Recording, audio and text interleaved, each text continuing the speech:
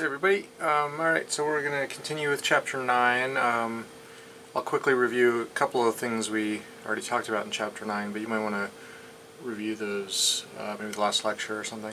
But we talked about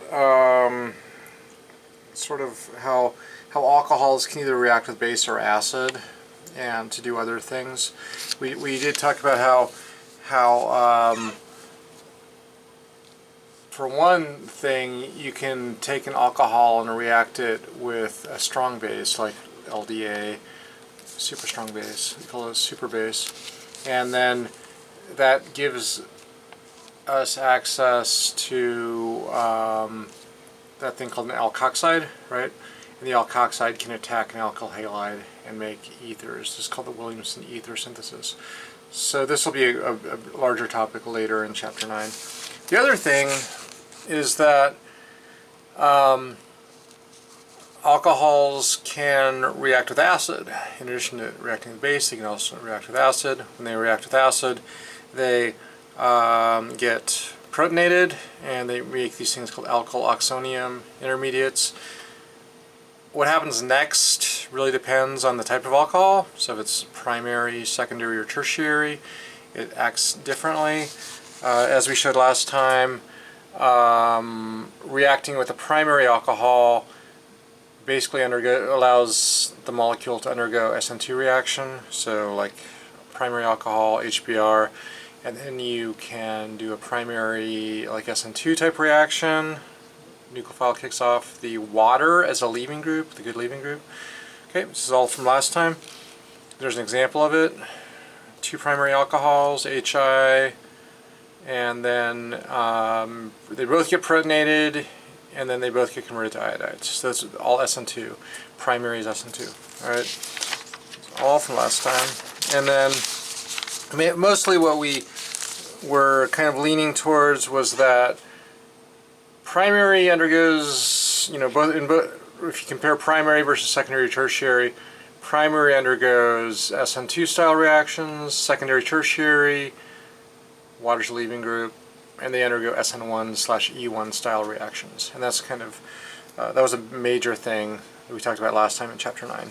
Okay, I showed a couple examples of that. I'm gonna skip those examples because we already did them, but that just shows kind of an SN1 style reaction with a tertiary alcohol. Leaving group goes away, carbocation, and you get a little bit of E1 minor. We also mentioned that if you use, instead of a nucleophilic acid like HBr, we can also use a non-nucleophilic acid. And the two non-nucleophilic acids we know of are sulfuric acid and phosphoric acid. And they don't undergo SN1, they only undergo E1. So protonate, make a good leaving group, falls off, and then it just undergoes a E1 reaction. Okay, so that was all last time. Also, and then also that's also the case for secondary. All right, good. So with the nucleophilic acid, you mostly generate a SN1 product. With a non-nucleophilic acid, you undergo an E1 product. Okay. And so then what we were getting into was carbocation rearrangements. I'm not going to review this completely, but just a couple key points. Since tertiary is better than secondary is better than primary, there's a driving force for like carbocation to change from like a less stable one to a more stable one. And we started with Hydride Shift all last time, where like an alcohol, like a secondary alcohol, because we know secondary does carbocation like SN1 and E1 reactions. So the secondary alcohol can undergo something called a hydride shift. It's one of these carbocation rearrangements.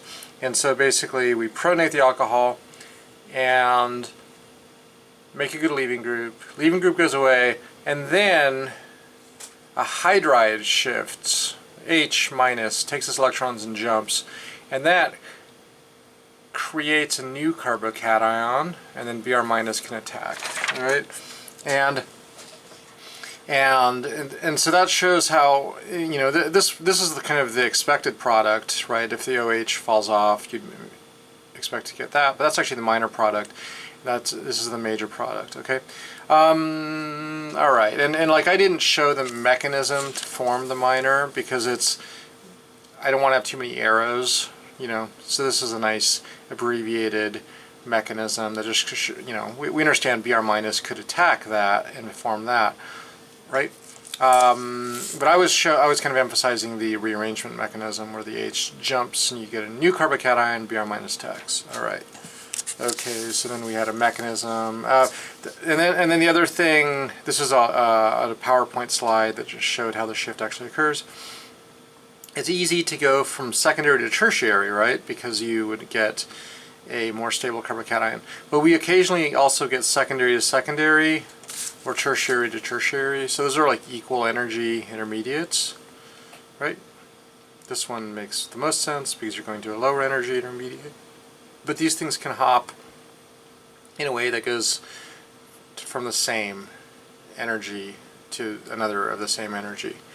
Secondary to secondary, tertiary to tertiary. But you're never going to go from like tertiary to secondary because that would be creating something that's less stable. Okay. Okay, so there were a couple more examples. I'm not going to go through them. They were all in the last example, last lecture. Okay, but the next thing we're going to talk about is a different kind of carbocation rearrangement called an alkyl shift, and that's where we are now. All right, so an alkyl shift is a different kind of rearrangement. It's where rather than a hydride shift, an H minus is actually a carbon minus, like a C dot dot minus almost. So this one is not going to be. This is going to be on the next week's quiz because we didn't cover it in time for this week's quiz. All right. All right. So anyway, alcohols react with HBr, and the same kind of thing. You first protonate the alcohol, and you make a protonated alcohol, or now in this case now it's a water. Water's leaving group, just like before. Goes away, and then you have an alkyl group that can jump. And why would it want to do that? Because if this, right now you have a secondary carbocation, if the alkyl group jumps, now you have a tertiary carbocation, and now we have, right, we had 3 methyls on one side and 1 on the other. Now we have 2 on one side, 2 on the other. Now we have a tertiary carbocation, and now Br minus can attack that, right? And form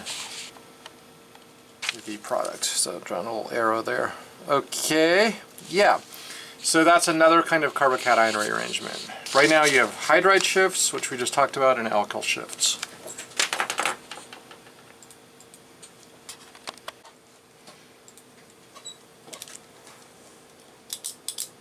So here's a problem that you can try for practice using this alkyl shift business. It's a second type of carbocation rearrangement. So see if you can do this one. We're going to have a cyclohexane, a couple methyls, alcohol, secondary alcohol.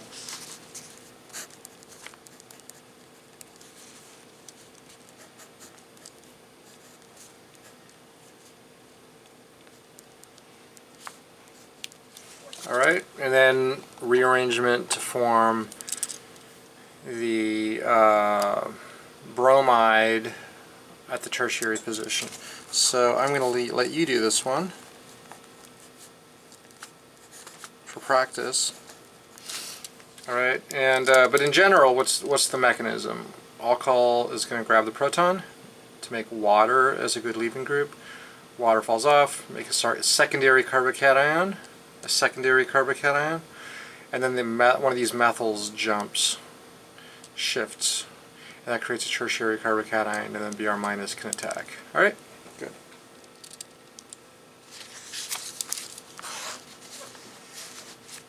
See if you can do that one. Alright, here's another one.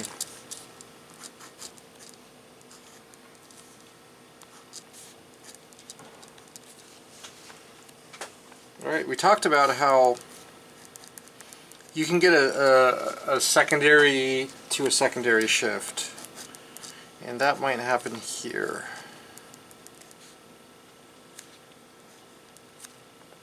This is a pretty fun one. I'll do this one. Alright, so what's the mechanism of this? So in this case we just kind of, we just push forward the way we always do. Protonate the alcohol.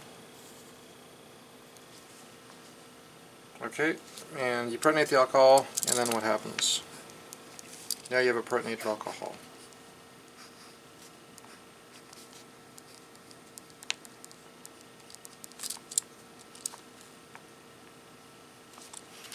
Whoops.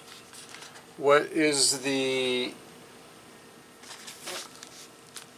next step? Protonate the alcohol, leaving group goes away.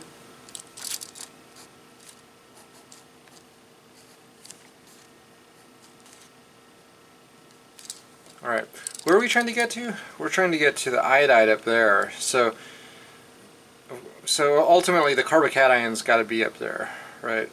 And you can't just jump. It's not like the methyl can jump all the, you know, we can't, my point is that this is a multi-step process, right? So how are we going to get from here to there? Well, what are our two types of carbocation rearrangements?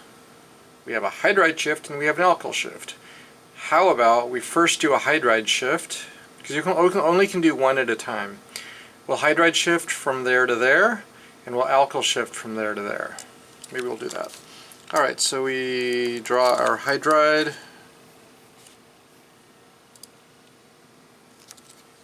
Now we're doing a hydride shift.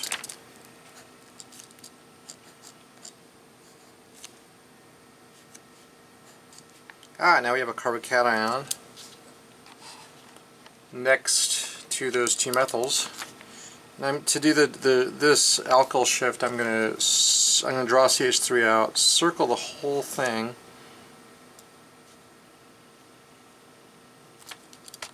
And my arrow, I'm trying to make my arrow go to the carbon, right? Alright. You might want to draw it a little clearer, maybe move the carbocation a little bit over. But yeah, now the methyl jumps to that carbocation, and we go from a secondary carbocation to a tertiary carbocation.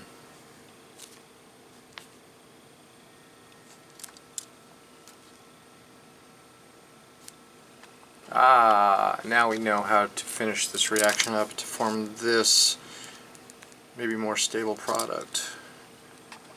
So draw for this last arrow, maybe I'll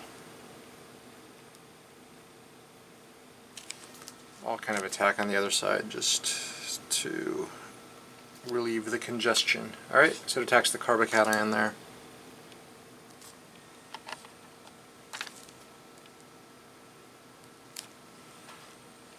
Alright, cool, and that makes the product. So that's a cool mechanism, and that just shows kind of using the two different carbocation rearrangements. This is the hydride shift, and this is the alkyl shift.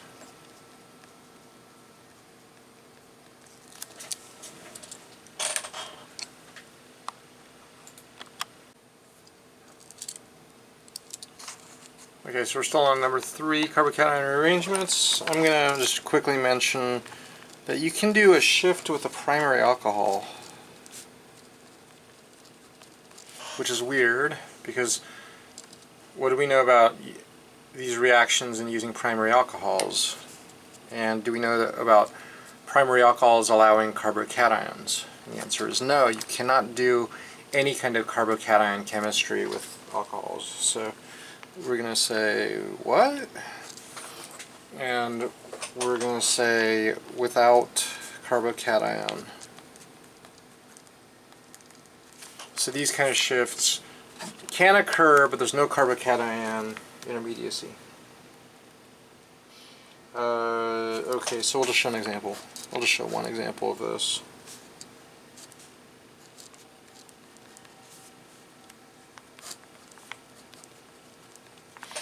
Alright, so in this case I'm going to give you the product. I'm going to say first of all that this does not form.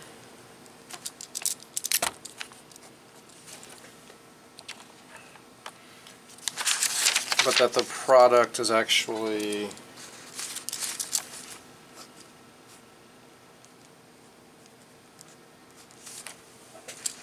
that.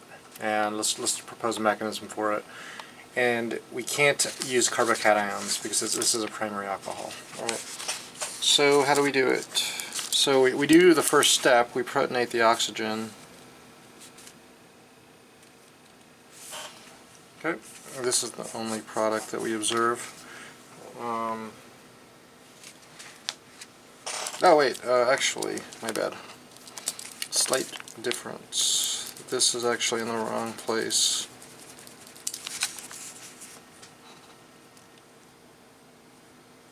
There we go. Okay. So we're going from this primary alcohol to this tertiary bromide. Alright, so we protonate the alcohol.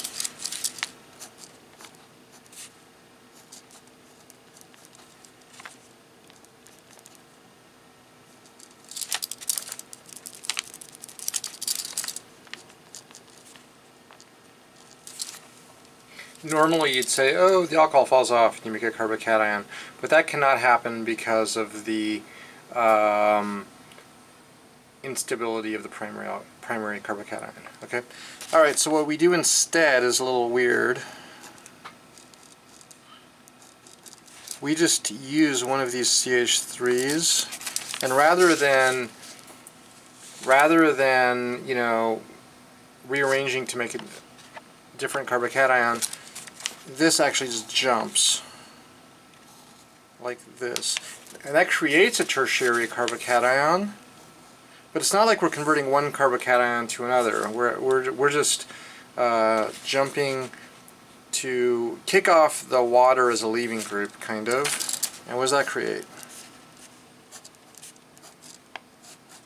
A tertiary carbocation, right? Look at that. So, and then what does Br minus do?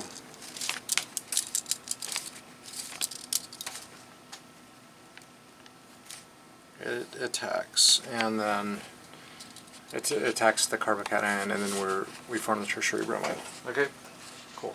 So, yeah, this is a little weird, but it explains how we get this tertiary product, and we're not using a primary carbocation.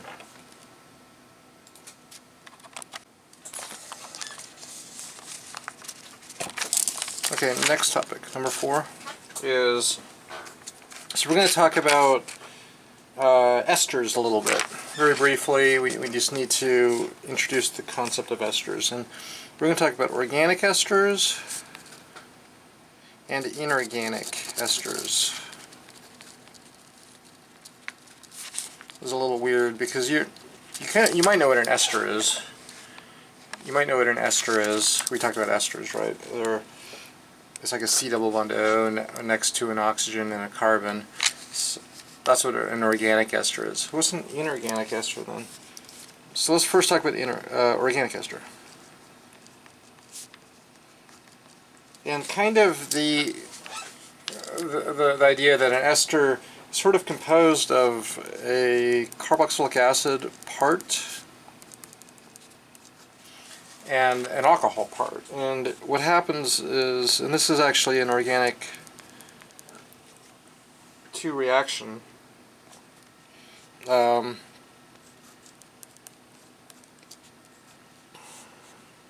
water as a byproduct. This is an ester. This is what you kind of know is an ester, right? Or look at your functional group chart and you're like, oh yeah, it's an ester. It's an organic ester. Organic ester. But notice how it's kind of derived from an alcohol and also a carboxylic acid. You can kind of see how this all happens. Like this thing reacts and ultimately you kick off water, O and 2 H's, right? Oxygen and 2 hydrogens. So the mechanism of this is chem233.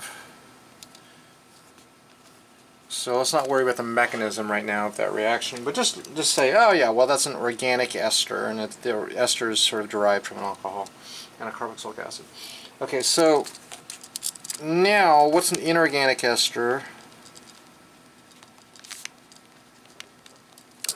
What's an inorganic ester? An inorganic ester is going to be something that's derived from, and also we'll say an inorganic acid. Inorganic esters and inorganic acids. All right. So, what is the relationship of these things? So,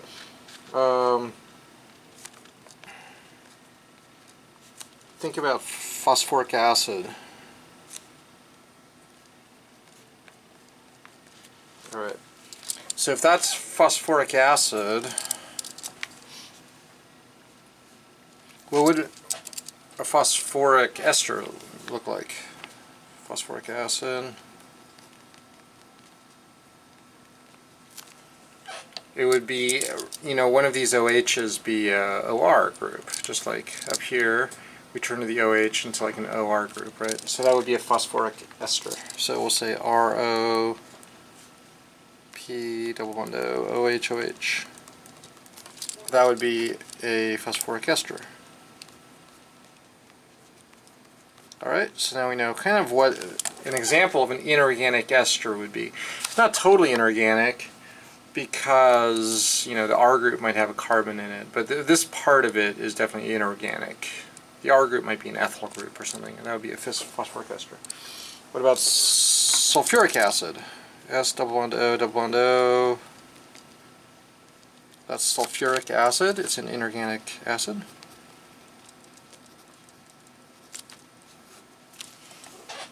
What would a sulfuric ester look like?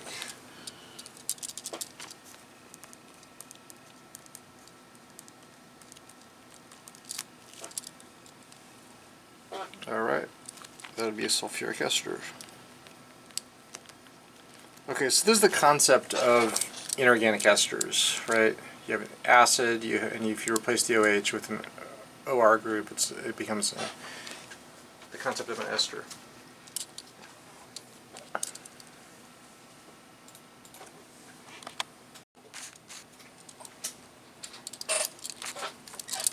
Alright, so next thing about these inorganic esters, well, number 4 still, is that they can be used as leaving groups. We've actually seen this before. This is not totally new. We've seen inorganic esters as leaving groups. Remember if we had, I'm going to actually draw this out. Remember these things?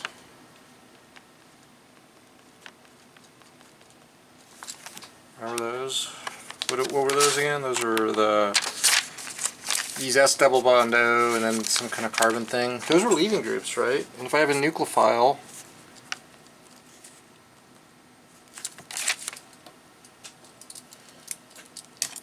it would kick it off, right? SN2 reaction. You've seen this before. This one's called mesylate, or mesyl. OMS. Mesyl. Oh, mesyl. Mesyl is this S double bond O CH3 thing. And this is an example of an inorganic ester. Inorganic in that it is sulfur. Now that's just CH3 there, but this is still considered an inorganic ester, and it's considered it's a leaving group. How do you make it? How do you put it on? You have not seen that before. How do we go from the alcohol to that? This is a new reaction. It's really easy.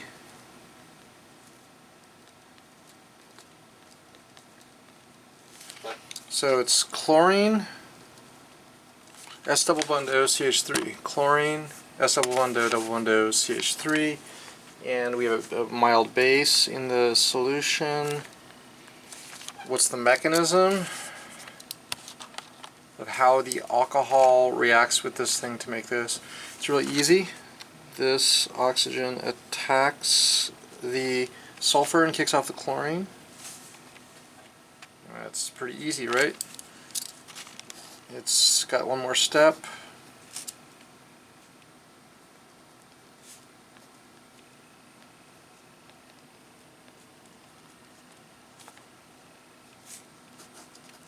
What's the other step? Base does what? The base takes this proton off. Yeah, so it's kind of like you have this thing. There's a nucleophile, there's an electrophile, right? You also have a base. It's a mild base. We have we'll talk about the base a little bit later, but right now it's just a mild base. It takes protons off. So the nucleophile attacks the sulfur, kicks off the chlorine, and then as a second step the base takes off that extra proton, and then you have the mesol thing, and that's a good leaving group. That's an example of an inorganic ester as the leaving group. Okay. So the base is usually pyridine.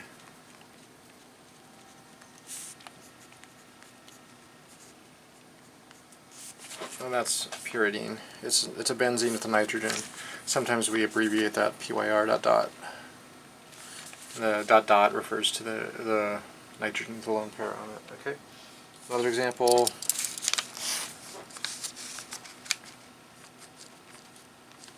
Because how many of these different sulfur things were there?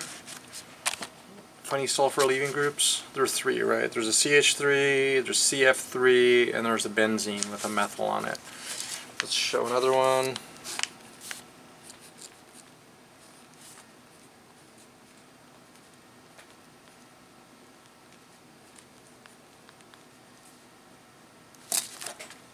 That's one of the other ones, right? This is called triflate or OTF. OTF is the abbreviation for that. It's another good leaving group, so you can kick it off with a nucleophile and an SN2 reaction, right? How do you think you put it on? Same way. Chlorine, S double bond O, CF3, and then like PYR dot dot, pyridine. Okay. Same mechanism, I'll skip it. Oxygen attacks, kicks off the chlorine. You got an extra protons, the pyridine takes off the proton, so it's pretty easy mechanism. Okay. Alright, and then we also have the other one that we learned about, Tosyl or OTS.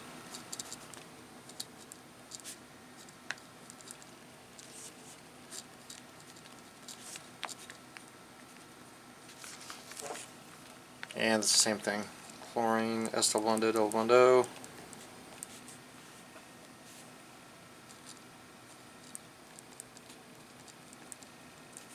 PYR dot dot. Same mechanism. Oxygen attacks, kicks off the chlorine. But you still have an extra proton. The base takes the extra proton. Alright.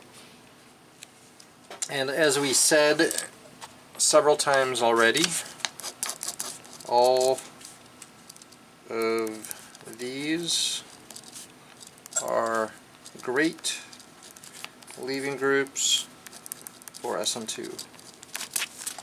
And now we know how to put them on.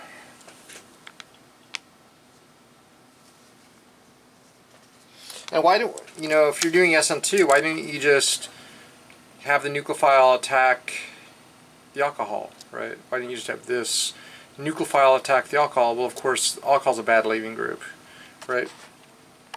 That's a bad leaving group. You can't do this. You can't do that because that's a bad leaving group, right? Whoops. Yeah.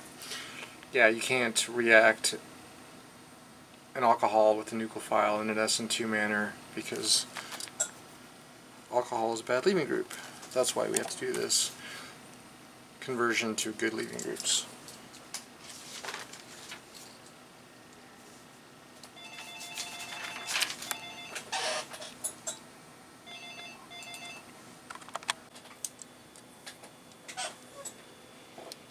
Alright, so another thing about these organic and inorganic esters is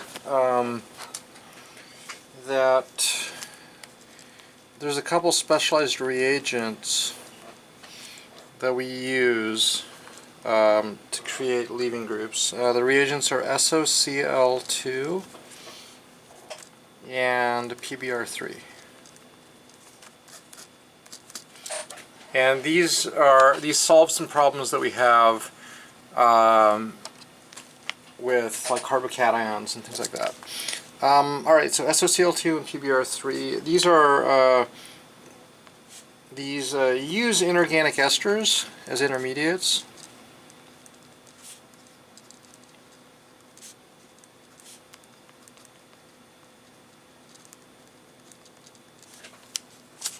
To make alkyl halides, RX. And why do we want to make alkyl halides? Like a chlorine or a bromine. It's has good leaving groups, right? That's why we make those things, usually. What else do we, what's another reason that we would maybe want to put a chlorine or a bromine on an organic molecule? You can also make Grignards, right? Grignard reagents, organolithium reagents. So, very useful. Alright, so recall that if we have a secondary alcohol, for example, and we react with HBr, it makes a secondary bromide. Okay, we learned that this chapter. And what mechanism was it? We know that oxygen attacks or grabs a proton, and then we have a good leaving group. But how does that actually convert over to Br? Is it SN2 or SN1? So this is actually SN1. And that's via carbocation, right? So oxygen grabs a proton, falls off, make a carbocation, and then the Br attacks. It's SN1. But if we have a primary alcohol, and we do the same thing, is it SN1 or SN2? So if you should maybe remember earlier this chapter we did this and we showed, oh yeah, it's SN2, right? And which of these has the carbocation intermediacy? So this is the carbocation one, right? CC, carbocation. So this one, say via carbocation, right? And carbocations are cool, I guess, but they have that problem, right? What's the problem with carbocations? I mean, the carbocations, you can often do really good chemistry with carbocations, but they have a problem potentially, right? If you have a potential rearrangement, right? We talked about carbocation rearrangements, and those could be an issue. So that's the problem with carbocations. Sometimes we have rearrangements.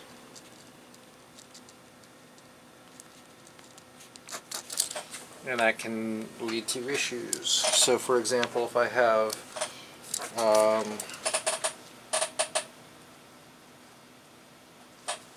this secondary alcohol,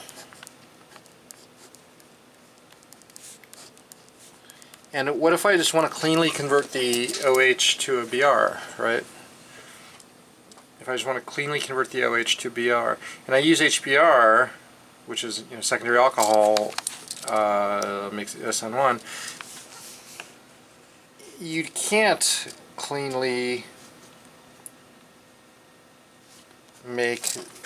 transform it from the secondary alcohol to the bromide. You might make it in small, minor product, but the main thing you're going to get is this, right? And we did that. It's maybe an alkyl shift, right? So this is going to be a carbocation mechanism via alkyl shift. One of the two carbocation rearrangements that we learned. So if your goal is to just cleanly convert the OH to a Br, well then you're out of luck, because you're going to have some carbocation rearrangement business. So we have an easy solution to this problem, and that's to use these things that I was talking about, SOCl2 and PBr3.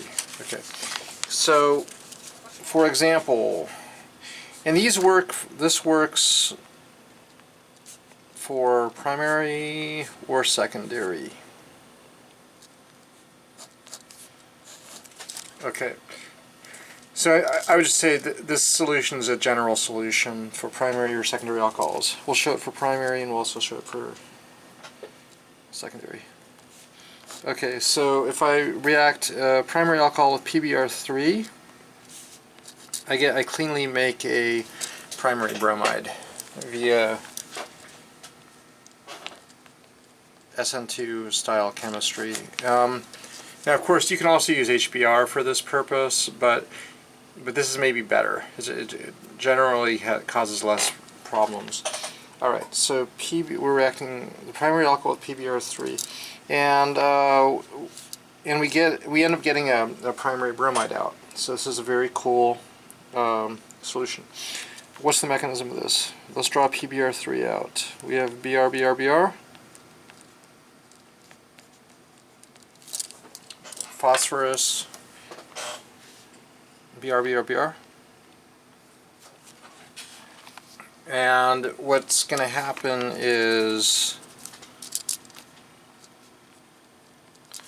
the oxygen just kicks off one of these BRs. Okay, and what does that give us?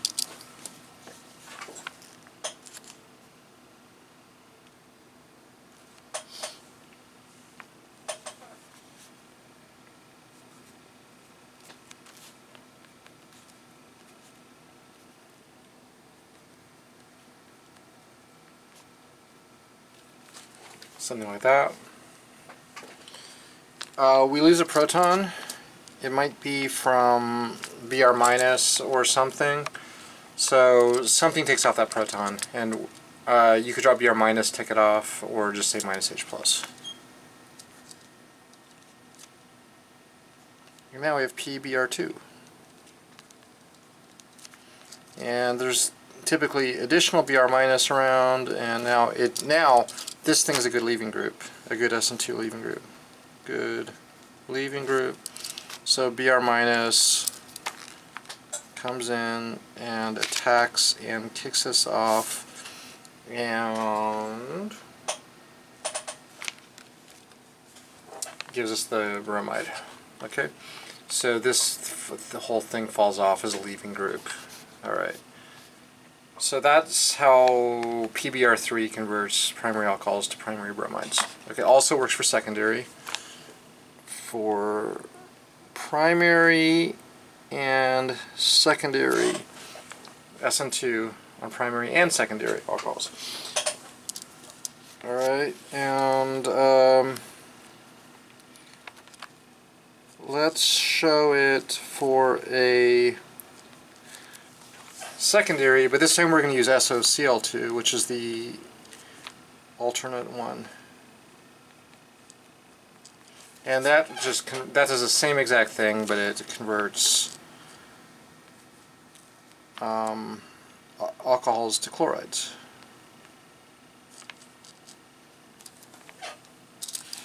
So PBr3 makes bromides, SOCl2 makes chlorides. Alright. Same exact thing.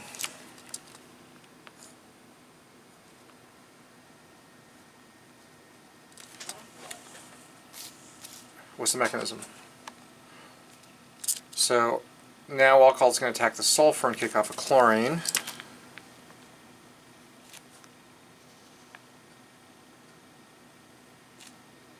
I'm just going to do it like that. Oxygen attacks and kicks off a chlorine.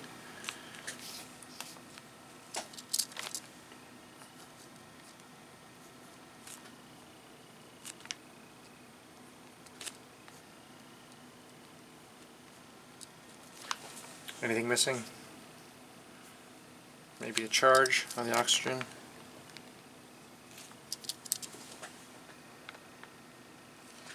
We're going to also just assume that the proton gets lost by something. It could be Cl minus takes it off, or somehow that proton goes away. There's usually some trace gentle bases around.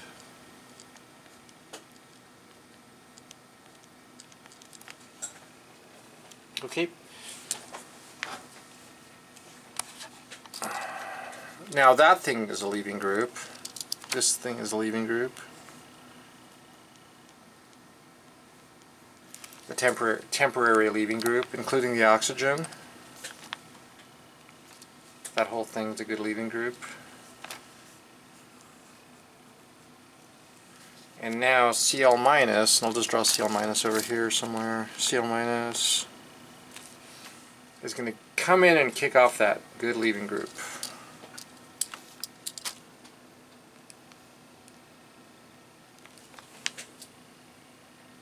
And so it attacks SN2 style.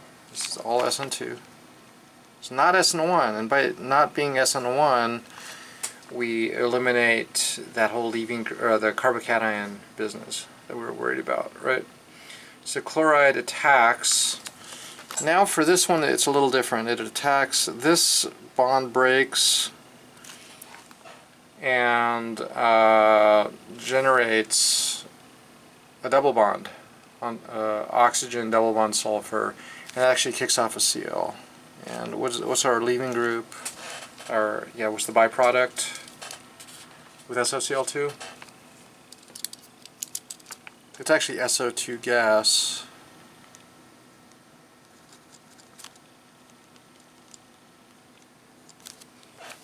SO2 gas and Cl minus. And so there we go. So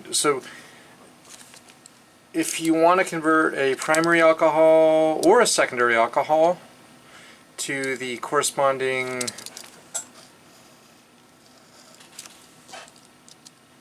bromide or the chloride, you use PBr3 or SOCl2.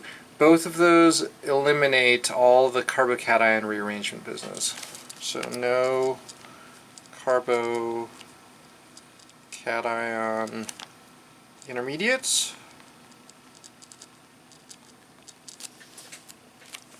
or rearrangements.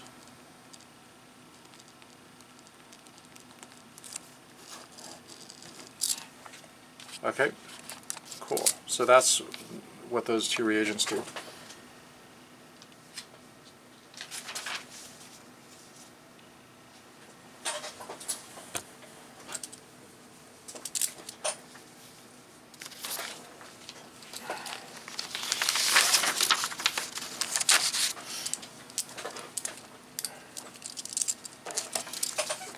So in general, SOCl2 and PBr3 are best ways to convert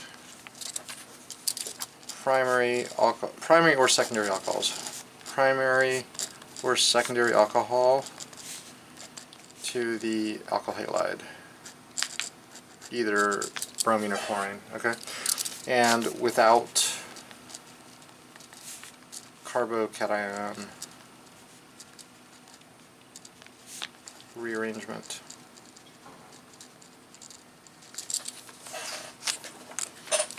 So if we have this molecule, for example,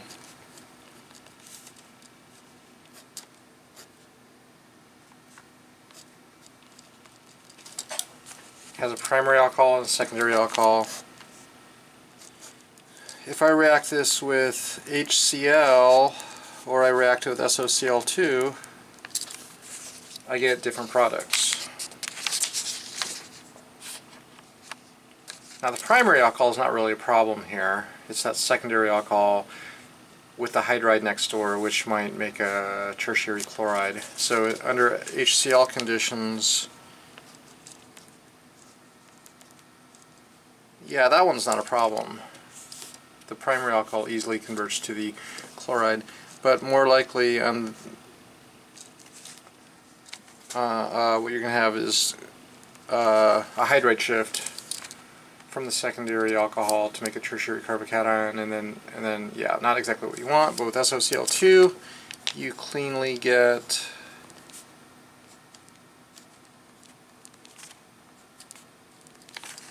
both the primary and the secondary converted over. Okay, very nice. Now, what about tertiary alcohols? Well, those will not work with,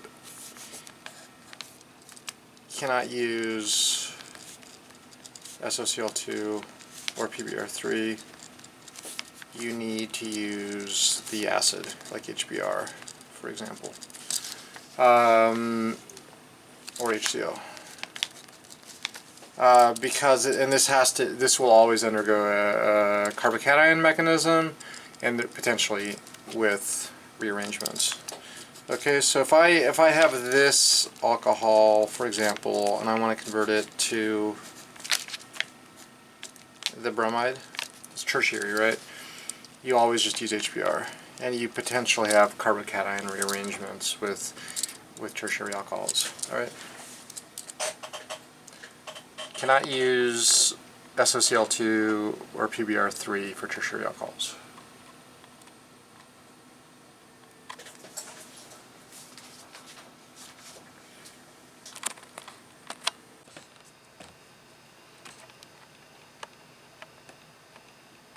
Okay, so we have a couple PowerPoint slides now. We're in the middle of Chapter 9 still, right? We just did topic 4, which is about inorganic esters and, right, SOCl2, PBr3. Alright, so let's jump into the PowerPoint. This is all on the public website. And we already did this slide. This was early on, the mechanism of carbocation rearrangements. I'm not going to talk about it again. But this is how like a hydride shift works.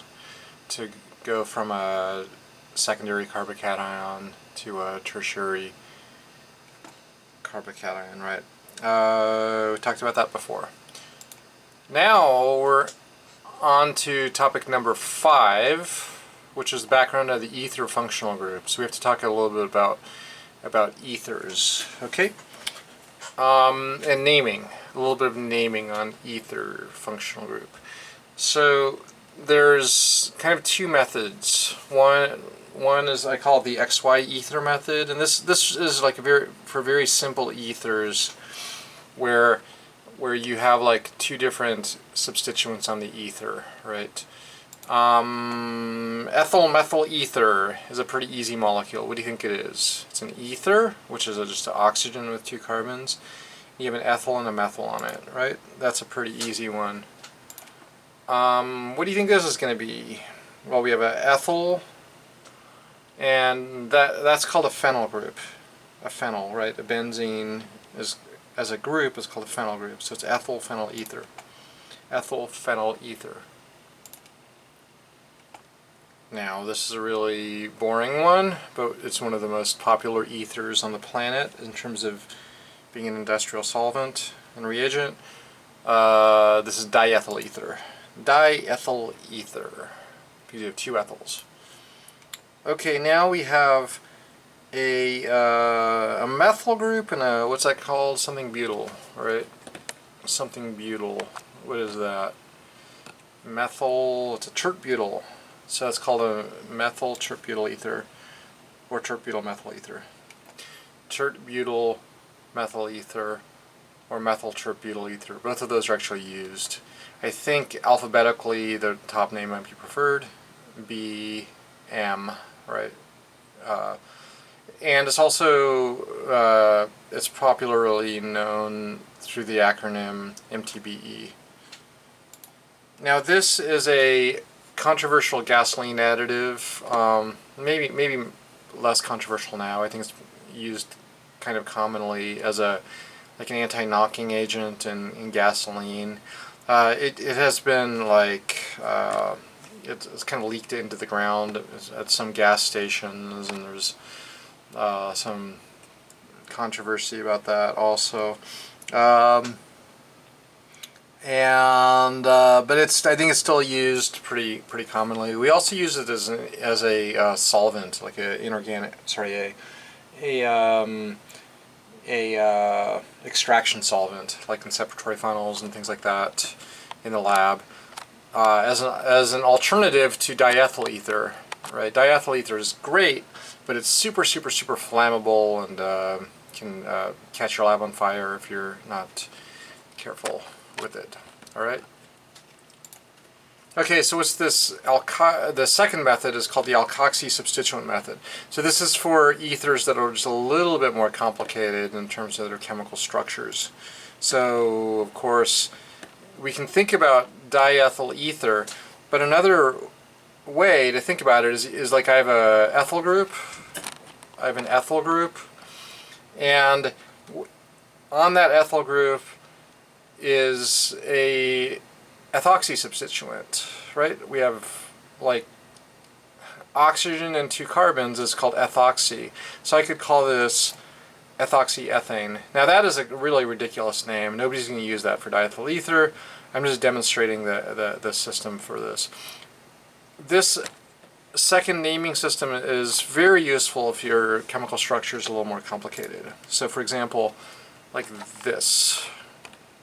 How could you name that if I just complicated ether?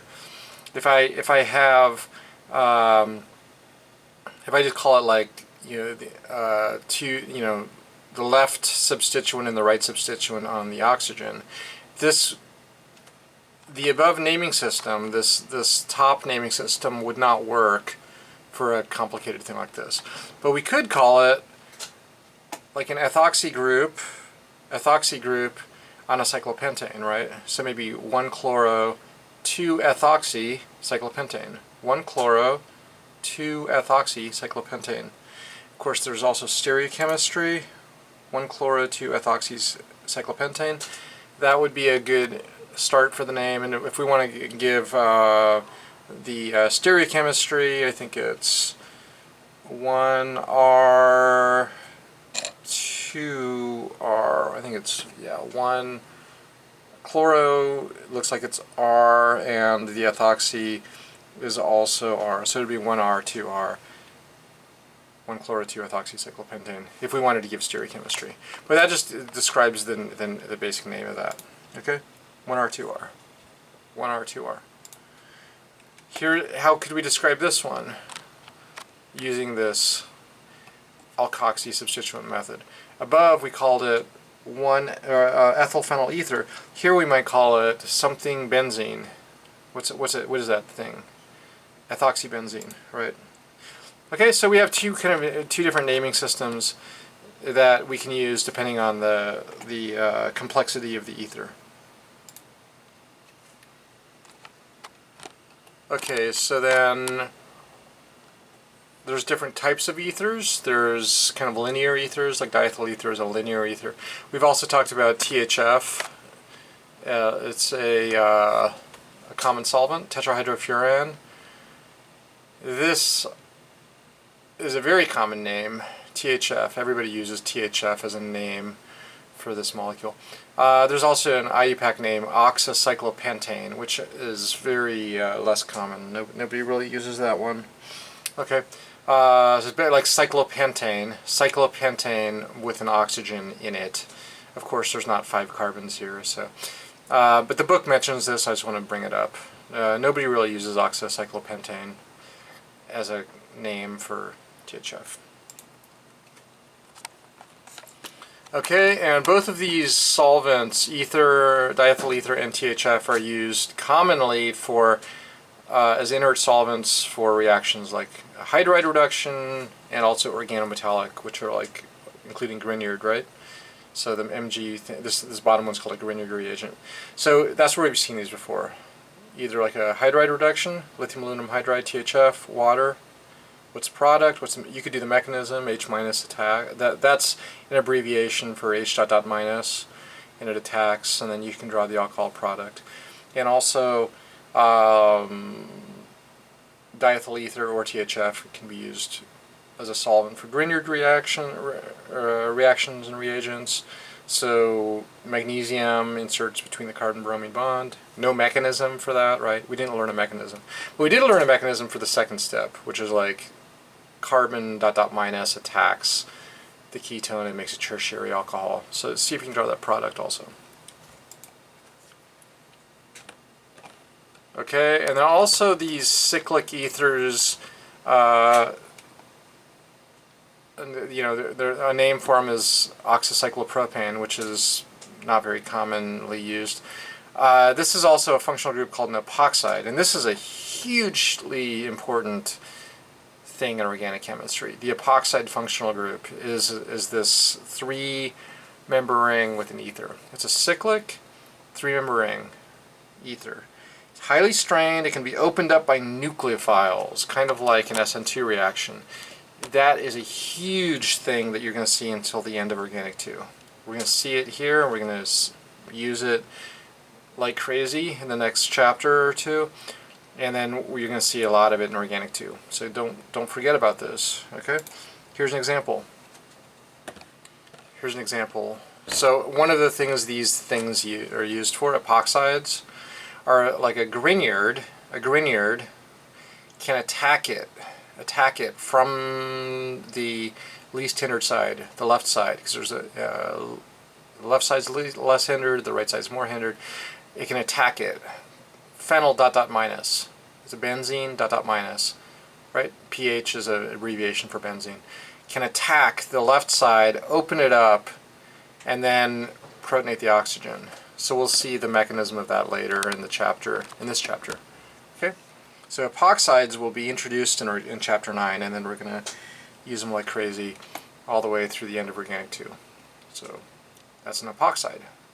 And one of the things they do is this kind of like, this, we call this an SN2 style opening. Okay? They also have SN1 style openings too, depending on the environment around it. So we'll see SN2 style openings like this. We call this an SN2 style opening. We'll also see SN1 style openings. Okay, so the properties of ethers. They have boiling points that are lower than the isomeric alcohols. So for example, dimethyl ether, and ethers are hydrogen bond acceptors but not hydrogen bond donors. The boiling point's way lower than like ethanol. And these are isomeric, right? Ethanol has a much higher boiling point because it has hydrogen bonding. It's a hydrogen bond donor and acceptor. Methyl ethyl ether, or ethyl methyl ether. Boiling point's 10 degrees, 11 degrees, and propanol is 82 degrees.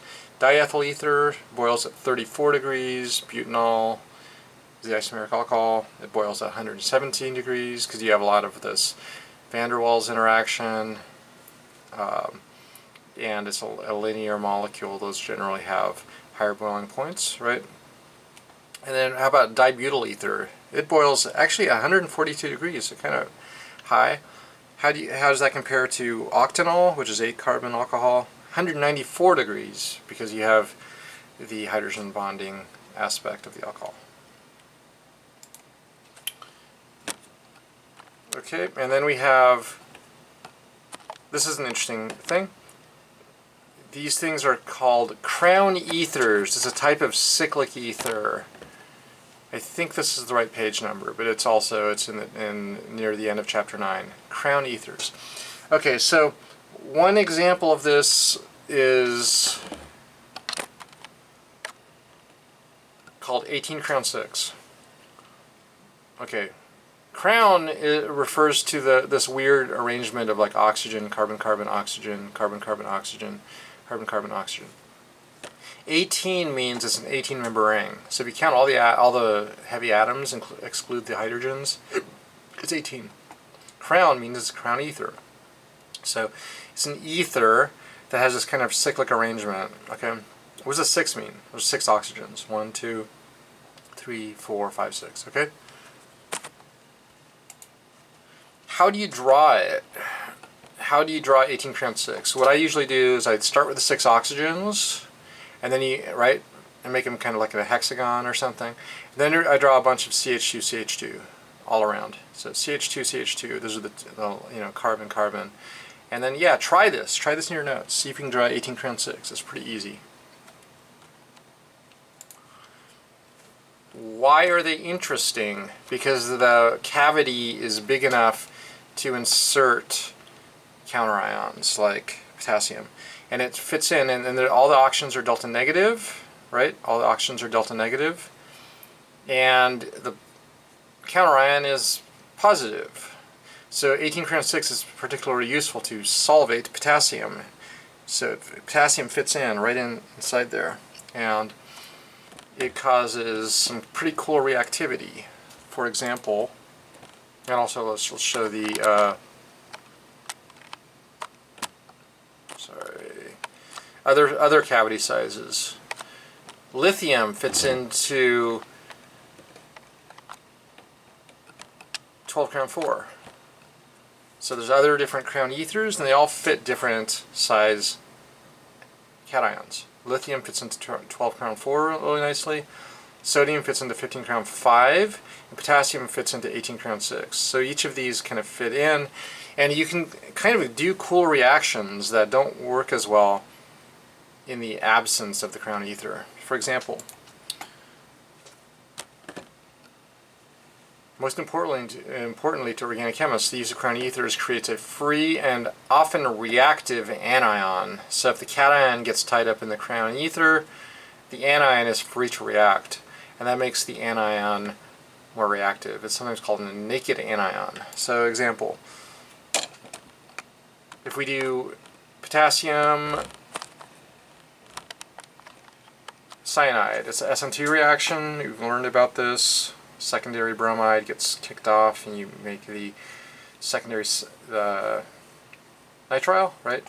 K plus Cn minus, DMF, polar A product solvent. 18 crown 6. What does the 18 crown 6 do? It kind of sequesters the potassium, and now the Cn minus is free to react. So what is the role of the crown ether?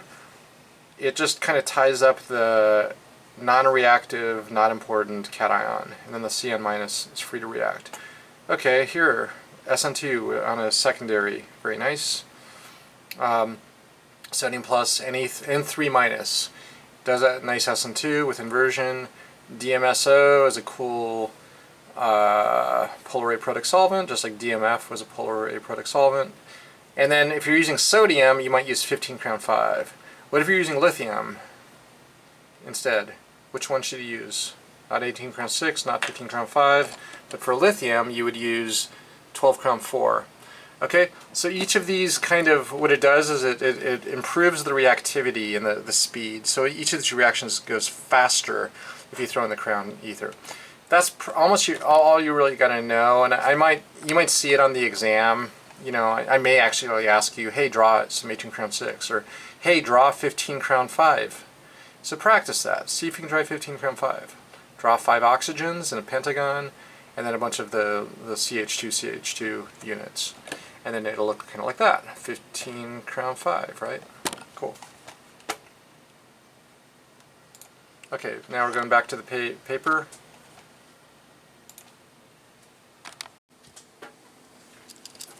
Okay, so we just did 5 and 6. Topics 5 and 6 in PowerPoint. Now we're back into 7. Synthesis of ethers. Synthesis of ethers. So we're moving on to more stuff on ethers, right? Alright, so first thing is how to synthesize them, and via SN2 and also SN1. How do you make ethers via SN2 and SN1 chemistry? So this is kind of something we've already talked about. So first, the Williamson ether synthesis we've talked about for a couple chapters now. This is an SN2 style synthesis of ethers. So, for example, if I have an alcohol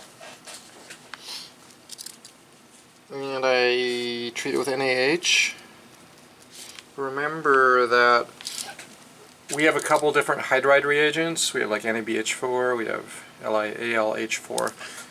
This one, NaH, the other ones, lithium aluminum hydride, LiAlH4, NaBH4, those are all reducing agents, right? They reduce ketones and aldehydes. This is a basic hydride, basic H-. So this works really well as a base. So if we want to rip off that proton and leave you with an Na plus O minus, this works really well. As we saw before, it's like a free reactive basic hydride. Just a base. Okay, so cool. All we do is check the alcohol, rip off the proton. We have a, what do they call these things? Alkoxide. And then we throw in maybe bromide, and you do an SN2 reaction. So have the O minus attack, maybe throw in some DMF, good SN2 solvent, and what do you get out? A nice ether. So that's all the Williamson ether synthesis is. Take an alcohol, rip off the proton, and attack an alkyl halide and get a SN2 reaction. Alright? You might remember back from probably chapter 7, I think, when we talked about the SN2 and E2, remember E2, elimination? That we had a little chart that we talked about reactivity, and we said, oh, certain things work really well, so for SN2, sometimes you have E2 problems, remember that? So essentially, for this to work, this alcohol needs to be primary or methyl.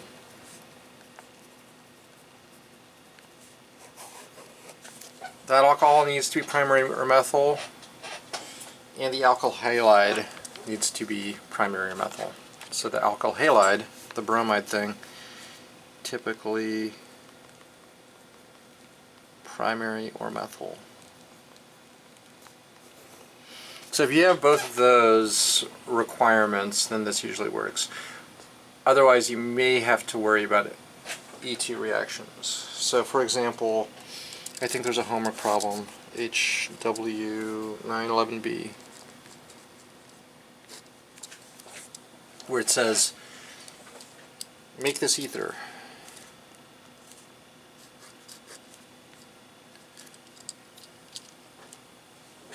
I'll say the problem if you don't do these things is potentially you have to potentially worry about elimination.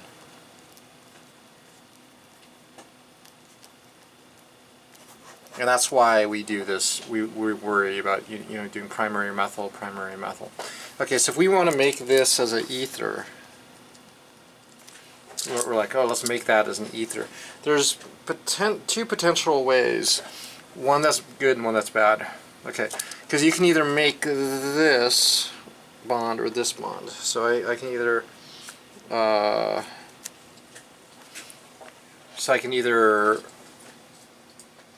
just show the good way. So there's a good way and the bad way. Okay. So what's the good way? So the good way is to make the ether kind of with the alcohol on the bottom, and then alkyl halide on the top. Because remember, if you look back at chapter 7, the good way is going to maybe use that alcohol and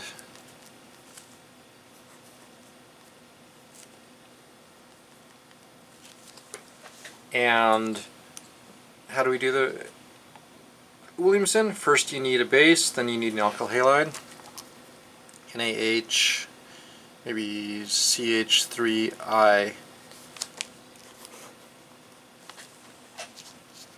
Why is this good? And we'll see. You know, we'll ask ourselves why the other option is bad, like making that bond for maybe methanol and like an secondary alkyl halide. The thing is that elimination, if you think about elimination as kind of a you potentially worry about E2.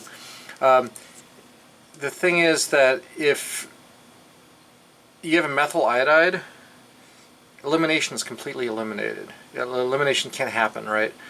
Because you don't have a neighboring carbon with a CH on it. All right. So this is perfect SN2.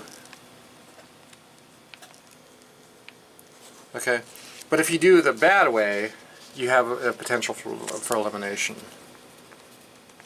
So the alternate approach for this alcohol is that if you have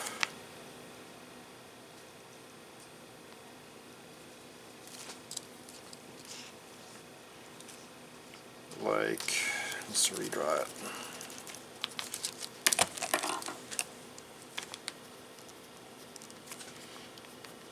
Methanol, and we react it with NaH and alkyl halide. Okay, methanol. Remember that if you have secondary alkyl halides, you have potential for elimination. So H minus takes off the proton, and you get methoxy. Okay, and rather than do SN2, if you have a secondary alkyl halide, it's secondary alkyl halides always undergo elimination. So what you're probably going to have is more of an elimination problem like this. Okay, and so you're not going to get your ether that you want. You're actually going to get methanol back, right? You start with methanol, take off the proton, make methoxide, and then rather than do what you want, which is make the ether, it's not going to do the ether, it's going to make the alkene, the elimination product. And remember, that was a whole thing that we talked about in the chapter 7, right? We had a little chart. Go look at the chart again, and how doing SN2 with a primary alkoxide and a secondary alkyl halide will actually undergo elimination and not substitution. Okay.